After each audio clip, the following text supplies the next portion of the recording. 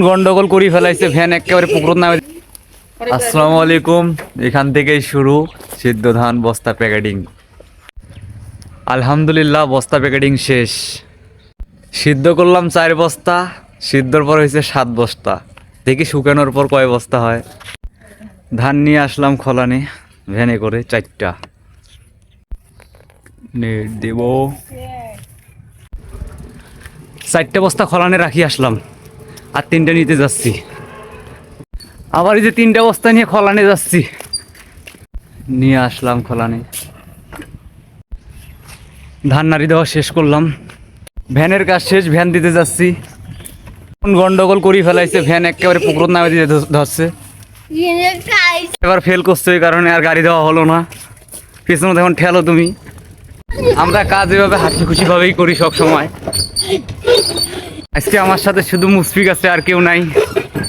সবারে পরীক্ষা হচ্ছে, পরীক্ষা দিতে গেছে। ভ্যান নিয়ে গেছিলাম, ভ্যান দিয়ে গেলাম, বাসায় চলে আসলাম। আমাদেরও ভ্যান আছে, পামসার। আর এই বস্তাগুলোর কারণে মানুষের ভ্যান নিয়ে আসছিলাম। জমিতে ঘাস আনতে যাচ্ছি। আমরা যদি কেউ ভাত না খাই, গরুকে ঘাস খাওয়া লাগে।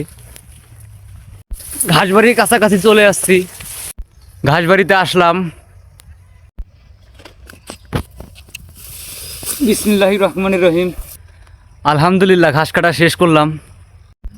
কুশার দেখতে আসলাম, কুশার থাকলে কুশার খাবো। এই কুশারটা কাটলাম, খাবো।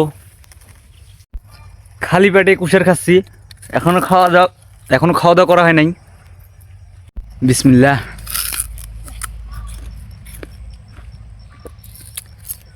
অনেক মিষ্টি। এখন বাসার ওদিকে রওনা দেব। কুশের খাইলাম, এখনও খাচ্ছে। আসলে আমরা এটাকে কুশের বলি, আর গ্যান্ডারি, কুশের, আখ সব কিছুই বলা হয়। সব বাসার দিকে রওনা দিলাম। অনেক দিন পর কুশের খাইলাম, অনেক ভালো লাগলো খালি পেটে। বাসায় আসলাম, ছোট বোনের লাগানো কুশের খাইছি, তার জন্য একটা নিয়ে আসছি। এখন ঘাস কাটবো। বিসমিল্লাহির রহমানির রহিম। ঘাস কাটা শুরু করে দিলাম।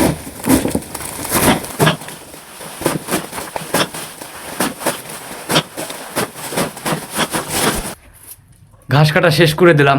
আজকে আমি খাবার দেবো না, আজকে হচ্ছে ছোটো বোন দেবে, কারণ আমার প্রচণ্ড খিদা লাগছে।